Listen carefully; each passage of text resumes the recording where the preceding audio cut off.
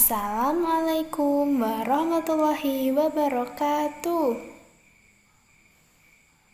Sebelum memulai pelajaran pada pagi hari ini, alangkah baiknya kita berdoa dulu. Berdoa dimulai. Bismillahirrahmanirrahim. Raditu billahi rabba wa bil islami dina wa bil muhammadin nabiyya wa rasulah. Rabbi sidni ilma warzuqni fahma waj'alni min ibadikas sholihin. Amin ya rabbal alamin. Halo anak-anak, bagaimana kabar kalian hari ini? Semoga kita semua selalu dalam lindungannya. Amin. Nah, tujuan pembelajaran kita kali ini yaitu yang pertama, menunjukkan nilai-nilai positif peran Sunan Kalijaga. Yang kedua, menunjukkan sikap tanggung jawab, percaya diri, toleran, dan santun. Yang ketiga, menguraikan biografi Sunan Kalijaga. Yang keempat, mengaitkan peran Sunan Kalijaga. Nah, di sini Ibu punya foto Sunan Kalijaga. Ini fotonya. Coba diamati dulu. Sebelum penjelasan Ibu lanjutkan, Ibu ada sedikit cuplikan video. Tolong diperhatikan ya. Ditemukan pada sekitar tahun 1450 Masehi, Adipati Tuban Temenggung Wilatikta dianugerahi seorang putra yang kemudian diberi nama Raden Sahid. Sejak kecil, Raden Sahid telah dididik mengenai agama Islam oleh gurunya di Kadipaten Tuban. Raden Sahid ketika masa muda adalah anak yang sangat nakal, suka berjudi, minum minuman keras, dan mencuri. Karena rasa malu dengan sikap Raden Sahid, orang tuanya pun sampai tega mengusirnya dari kerajaan.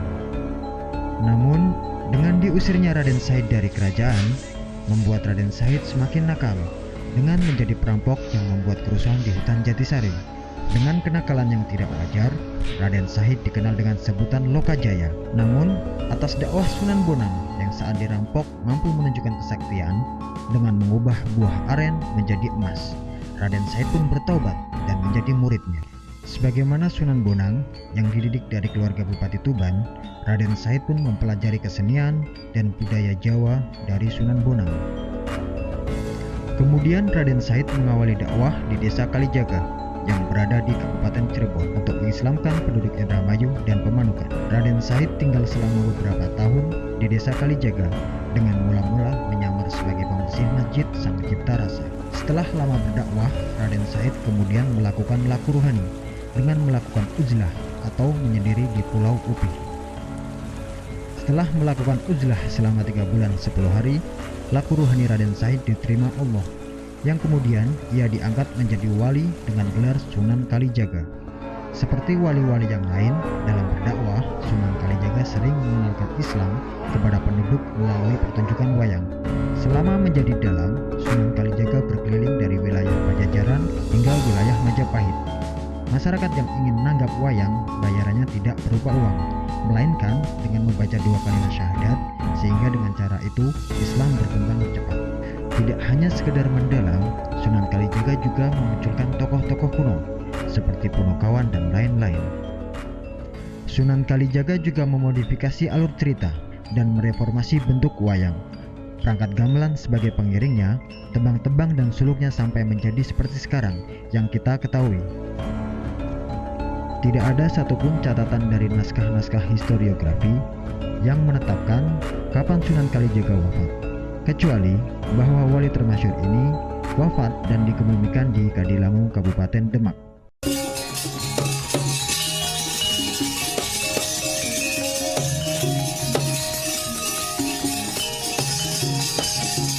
Pada suatu malam hari, tepatnya di Masjid Agung Demak, Jawa Tengah, para anggota Wali Songo mengadakan perkumpulan untuk membahas rencana Sunan Kalijaga yang akan menyebarkan ajaran Islam di tanah Jawa dengan menggunakan metode wayang. Assalamualaikum warahmatullahi wabarakatuh. Yang saya hormati guru-guru saya dan para saudara seperjuangan. Alhamdulillah, atas izin Allah Subhanahu wa Ta'ala, malam ini kita semua bisa berkumpul untuk membahas tentang rencana saya yang akan menyebarkan ajaran Islam dengan menggunakan metode wayang. Mengingat masyarakat Jawa yang sangat menggemari akan pertunjukan wayang, apakah panjenengan sedoyo menyetujui dengan apa yang saya rencanakan? Maaf Raden, kenapa harus dengan pertunjukan wayang? Bukankah wayang itu haram?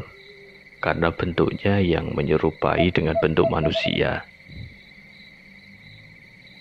Bukankah kita mengetahui bahwa apa yang kita ciptakan tidak boleh menyerupai bentuk yang sama persis dengan apa yang Allah ciptakan? Baik, Kanjeng Sunan Giri, bantahan jenengan saya terima.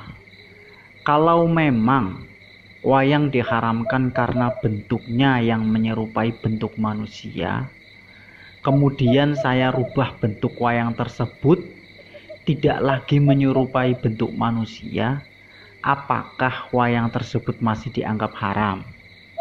Misalnya saya akan merubah bentuk tangan, kaki, dan hidung yang saya panjangkan. Itulah usulan saya. Apakah usulan saya bisa diterima?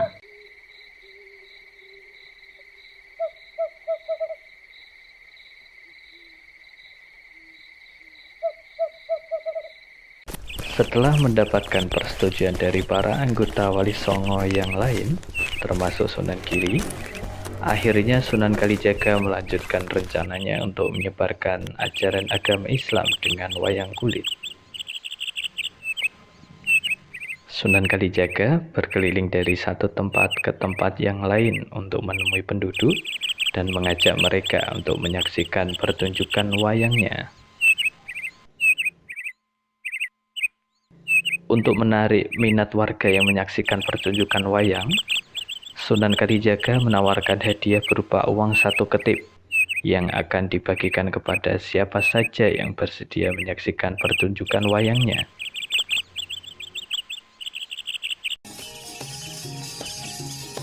Pada keesokan harinya, Sunan Kalijaga mulai memainkan wayangnya. Lakon Nawaruci sebagai lakon utama yang dimainkan oleh Sunan Kalijaga.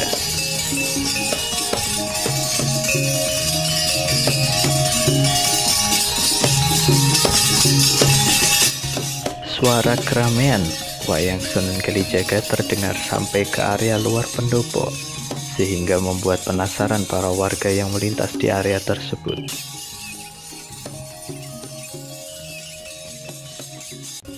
Kalau begitu, kita masuk ke dalam pendopo saja untuk membuktikan kalau itu benar-benar orang yang sedang bermain wayang.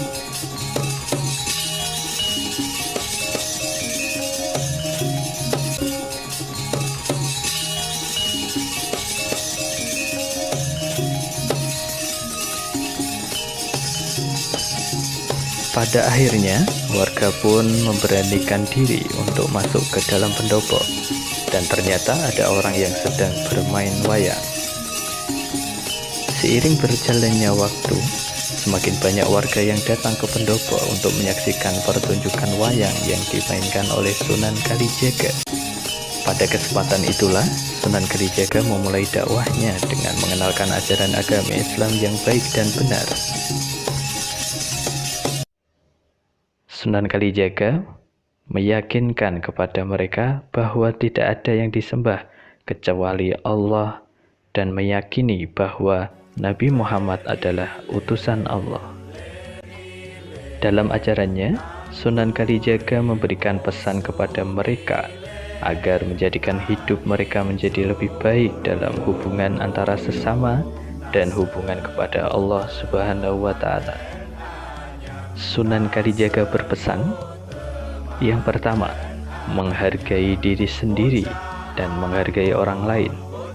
Yang kedua, sholat mengagungkan Allah Subhanahu wa Ta'ala. Yang ketiga, berbakti kepada kedua orang tua. Yang keempat, mencari ilmu walaupun sudah pandai. Yang kelima, mencari rizki yang halal. Yang keenam, hidup sederhana. Itulah pesan penting yang disampaikan oleh Sunan Kalijaga dalam dakwahnya. Sunan Kalijaga juga menawarkan diri kepada siapa saja yang ingin menanggap pertunjukan wayangnya. Tidak perlu membayar upah dalam bentuk apapun, tetapi cukup membaca 2 kalimat syahadat saja. Dengan cara itulah, ajaran agama Islam berkembang sangat pesat di Nusantara.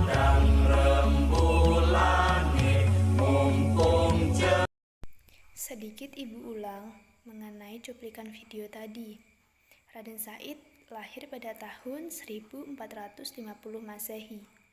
Dari kecil, beliau sudah diajari ilmu agama. Dari kecil sampai dewasa, beliau merupakan anak yang nakal. Karena kenakalannya, orang tuanya sampai malu hingga mengusirnya. Karena diusir, beliau semakin tambah nakal. Karena kenakalannya juga, Raden Said disebut dengan Lokajaya. Namun, ketika beliau akan merampok Sunan Bonang menunjukkan bahwa beliau mampu mengubah buah aren menjadi emas. Raden Said heran, kok bisa? Lalu, beliau bertobat dan menjadi murid Sunan Bonang. Setelah menjadi murid dari Sunan Bonang, Raden Said juga mempelajari kesenian dari beliau. Raden Said mengawali dakwahnya di Desa Kalijaga, Kabupaten Cirebon. Setelah lama beliau berdakwah, beliau juga melakukan ijlah atau menyendiri. Bisa disebut juga dengan bertapa di pinggir kali. Beliau melakukannya selama 3 bulan 10 hari. Raden Said lalu diterima oleh Allah Subhanahu wa Ta'ala sebagai walinya dengan gelar Sunan Kalijaga. Beliau menyebarkan agama Islam menggunakan media wayang. Selama menjadi dalang, beliau berkeliling dari Pajajaran sampai Majapahit. Orang yang mau menanggap wayang, bayarannya bukan berupa uang, tetapi dengan membaca 2 kalimat syahadat. Selama beliau memainkan wayangnya, beliau juga berpesan, tidak ada yang disembah kecuali Allah Subhanahu wa Ta'ala dan Nabi Muhammad adalah utusannya. Pesan-pesan yang disampaikan oleh Sunan Kalijaga yaitu, yang pertama, menghargai diri sendiri dan orang lain. Yang kedua, sholat mengagungkan Allah Subhanahu wa Ta'ala. Yang ketiga, berbakti terhadap kedua orang tua. Yang keempat, mencari ilmu walaupun sudah pandai. Yang kelima, mencari rezeki yang halal. Yang keenam, hidup sederhana. Nah, sekarang kalian buka bukunya halaman 73. Dikerjakan di rumah ya. Pertemuan selanjutnya tugasnya dikumpulkan. Pelajaran tentang materi Sunan Kalijaga sampai di sini dulu ya anak-anak. Sekian dari Ibu. Wassalamualaikum warahmatullahi wabarakatuh.